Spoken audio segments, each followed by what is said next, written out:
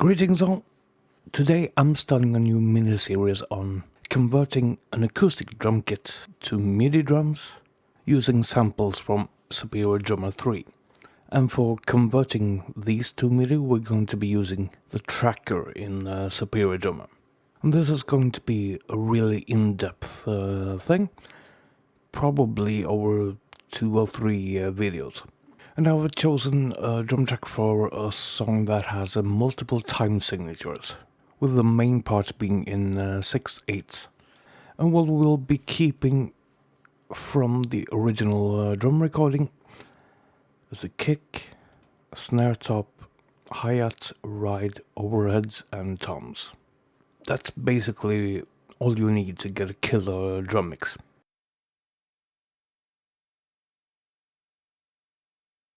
Now, before we start using Superior Drummer, what we need to do is prepare our tracks so that Superior Drummer's tracker gets an easy job converting these tracks. And for it to work best, you need a good loud level on each track. Loud, but not clipping. And also, another smart thing is using EQ to highlight the attack portion of some of the mics, especially on the snare top, and most definitely on both the hi-hat and ride cymbal. What we'll be doing first now is rendering these tracks as they are. Select all of them except the snare bottom mic, which we won't be needing. For rendering down, choose Stems Selected Tracks, and for the file name wildcard, use the track, so we'll know which is which. I'm working in 48 kHz, and we render these as mono files. Absolutely no point in using stereo files in Superior Drummer.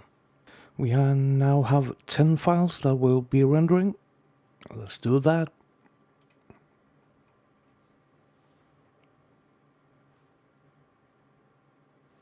And we're done. Once Superior Drummer is open, we pick a kit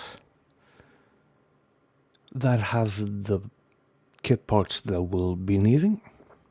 4 toms, 2 crashes, ride, splash, china. This has the pearl kick, premier toms, and a Tama bell brass snare.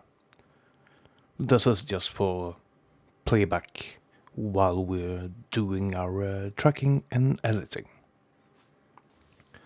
Kit's now loaded.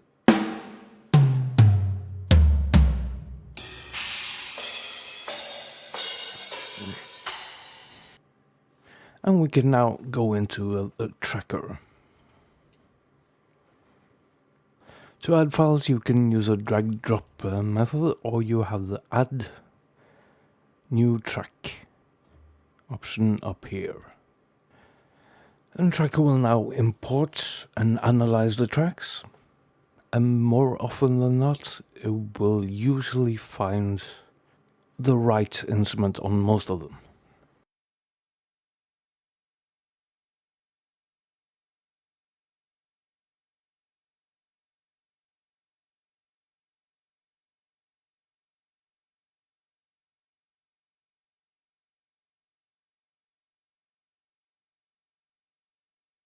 It's now done analyzing. Now let's start with our tempo. This is in 76 BPM. There's no tempo variation on this particular song, just a bunch of different time signatures. But our main one is in 6/8. Now let's go through all of the tracks here and make sure that Tracker has analyzed them right. We'll see down here in the sound recognition section, this is a kick, and it is snare, hi-hat, ride, and these are all toms. Now for the overheads, we'll need to duplicate both of them, and this is to get all of the cymbals on separate tracks. So for the left one, we have a crash and a splash, and the right one is another crash and the china. So let's first duplicate by right-clicking there. And we call the first one crash 1, this one splash. Duplicate this one.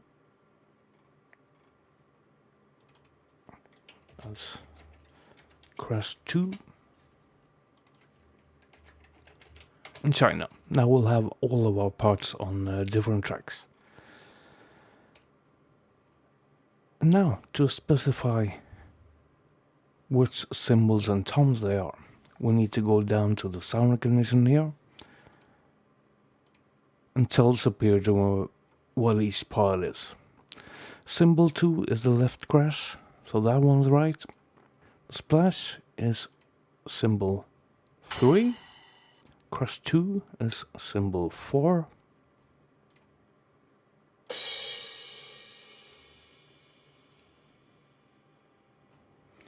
And the China is cymbal 5.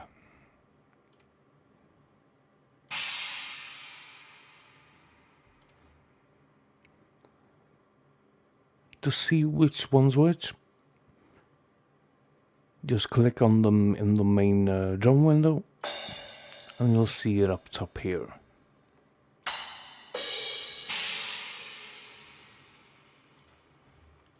Let's do the same thing for the toms. This is rock tom 1, rock tom 2,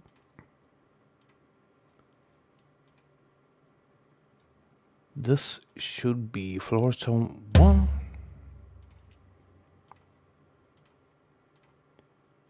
and floor tom 2.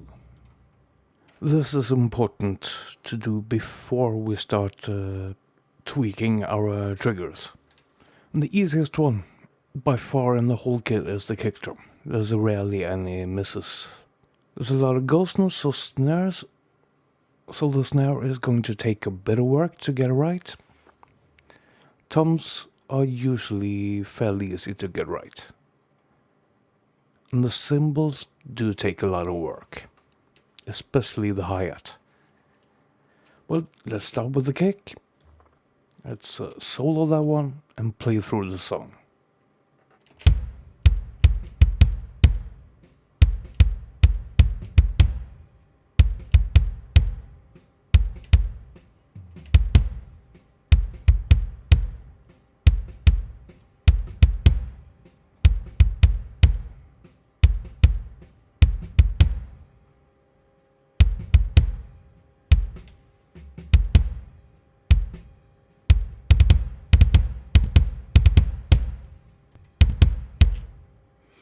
We're missing one there.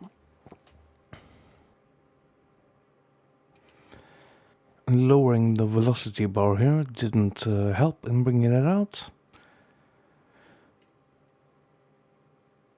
So next thing we can try then is adjusting the amount in the sound recognition part. Let's see if it shows up there. And there it is. Also, if we get some mistriggers, we can try raising the sound match bar here to avoid it triggering from leakage from other drums.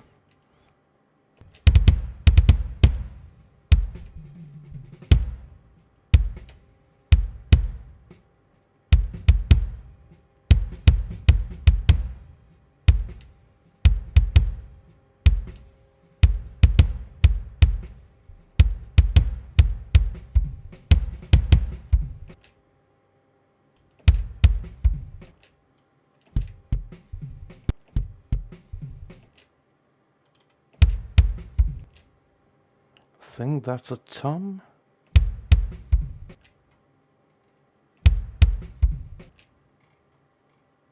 Yeah, it looks like it. What we then can do is use the bleed reduction feature. And I know this is tom 2, so we can select that. Okay. And use the knob here to get rid of that one note. And that did not work. Alright. So we then have two options left. One is to raise the velocity bar down here, which will take care of it. but we might lose a couple of actual kick hits. So in this case, I'm going to just select these by drawing around it, and we have the D trigger button down here, or alternately use a delete key.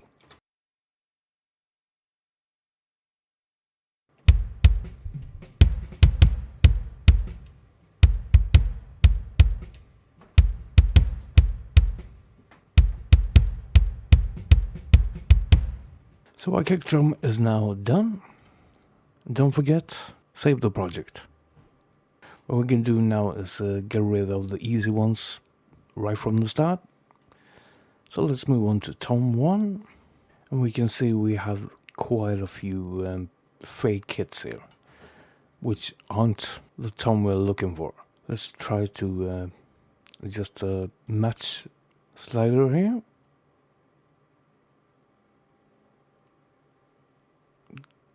That doesn't seem to work all that well. Let's try the velocity, and that should take care of most of them.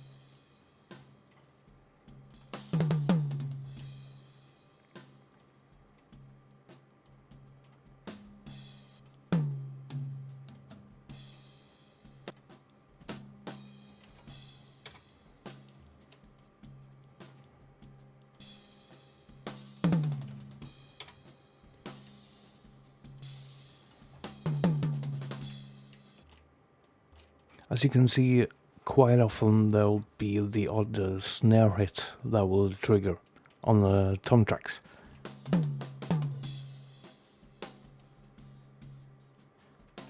But having to remove a few of them now and again isn't that much work really.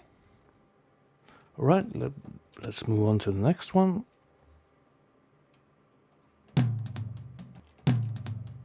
That one just doesn't pick up the missing hit. How to use the add tool.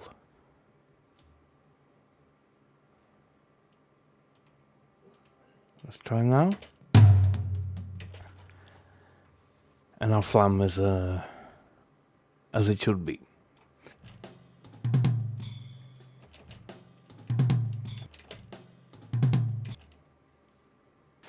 Let's try to remove the bleed from the snare top and the other toms.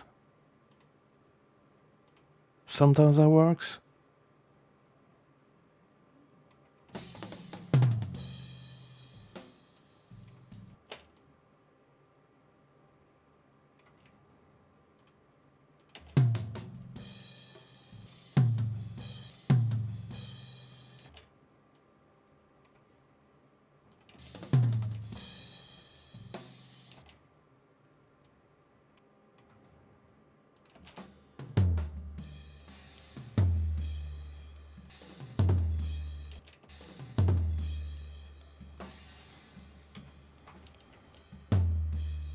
And remember that the tracker just won't get everything perfect right out of the bat. And the whole point of the tracker thing is just to get the hits you need. What velocity levels and articulations you'll be needing is not an issue at this point. The best way to get that right is to edit the Midi after we exported it from Tracker. So if you converted using Tracker and you found that the drums sound a bit disappointing, that's not Tracker's fault.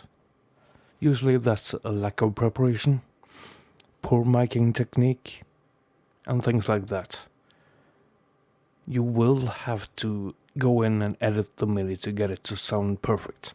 That's just the way it is. Now, tom 4.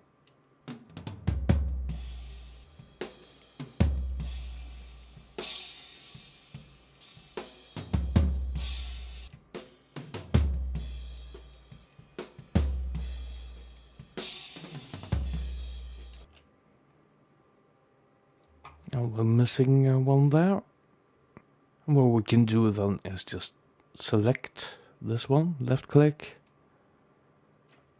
and use the trigger button or press A on the keyboard.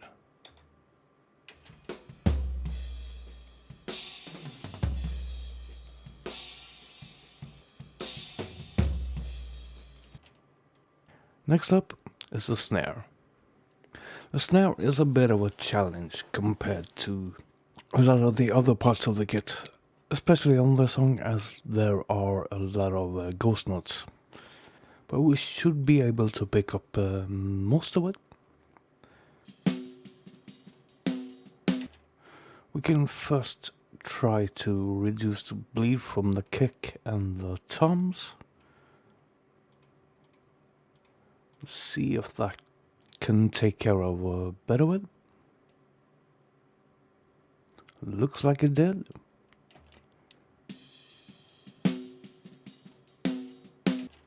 But we're going to have to lower the velocity thing here to pick up some more of the ghost notes.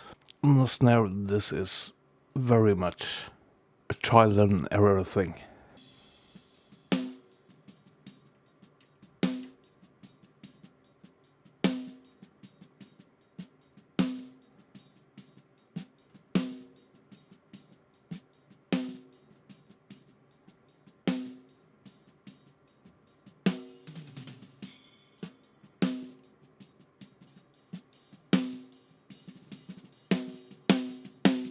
It is a bit cumbersome getting these ghost notes right, but they are crucial to getting a great drum sound.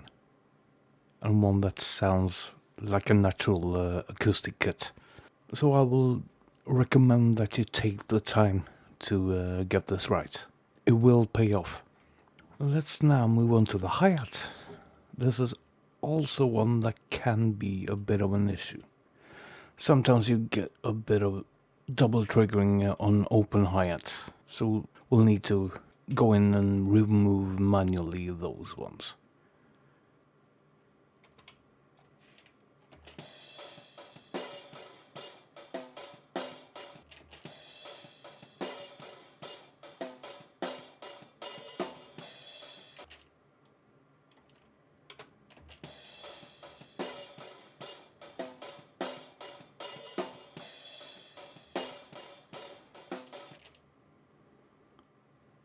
Looks like there's one missing there. Yeah, we lower the velocity.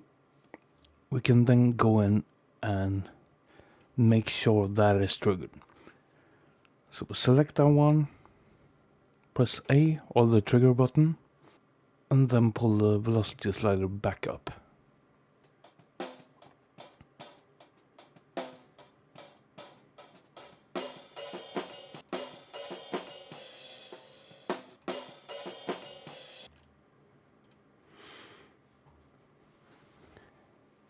The trick we can do again there is zoom back out, select all of these ones, and trigger those. That way they stay triggered when we pull the velocity slider back up. And here's an interesting one. We get an open one and then a pedal closing. So we can select that one and right click, articulation, closed pedal. So that's already set before we start editing the Midi.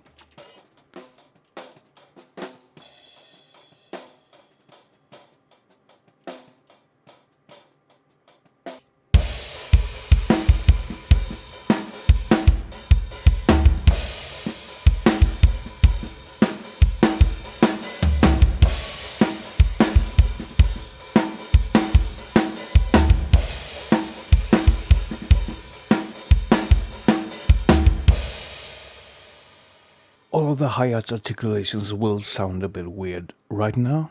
This is one of those things we're going to fix when we're editing the Midi.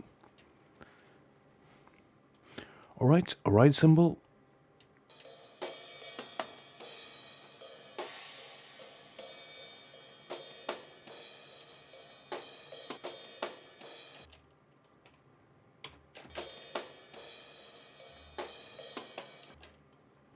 When you hear the china, that means the right hand is not playing the ride, as they're next to each other.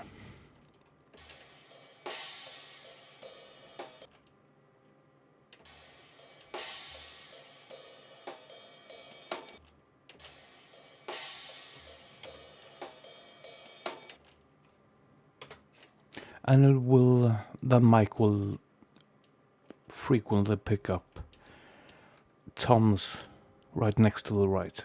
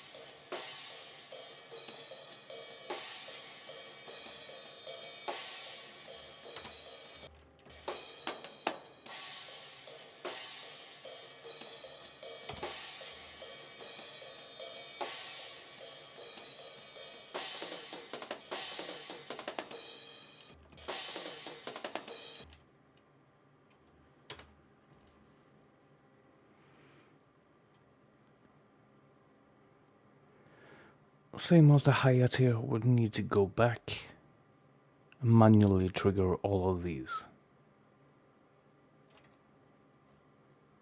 Think that's the right part? Yeah. Also a good tip when tracking the crash cymbals. When the right arm is playing the hi-hat, a drummer will typically use the crash on the left, and the right one while playing the ride, as those are the closest one to where the right hand is at any given time.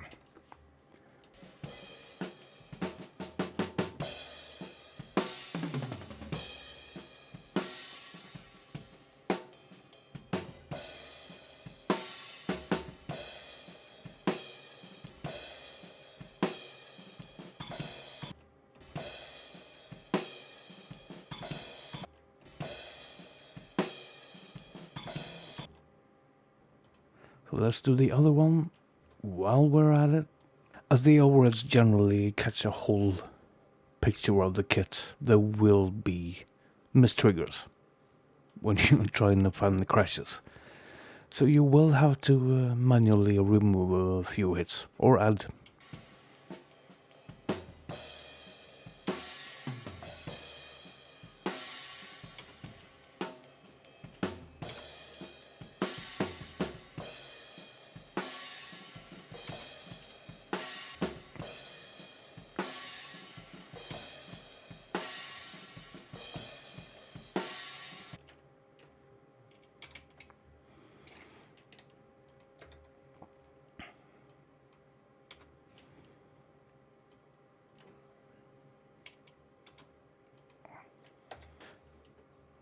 And with both our crashes, we can pretty much immediately pull them up a bit in velocity. You need to sound like the hits fairly evenly.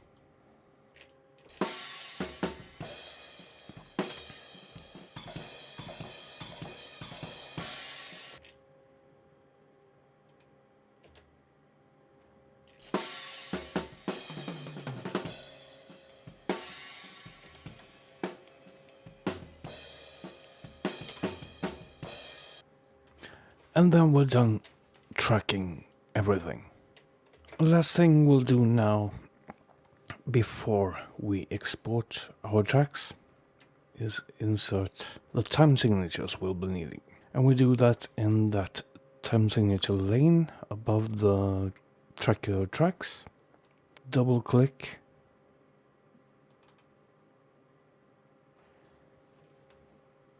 And just enter the values for that particular bar.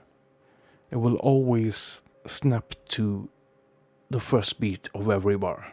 So the intro here is alternating 5 and 7/8.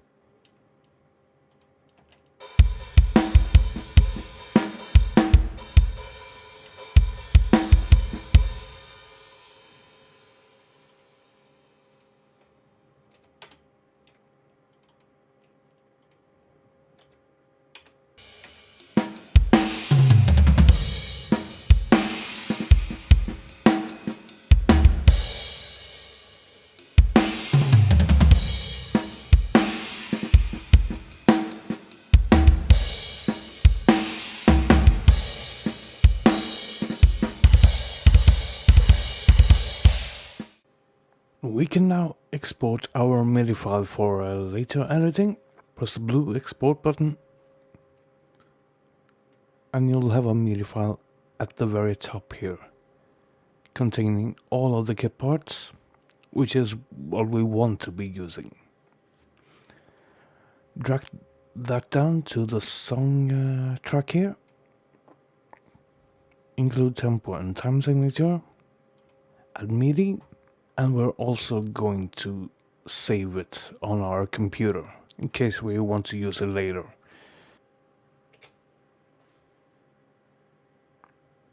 We can now close our export window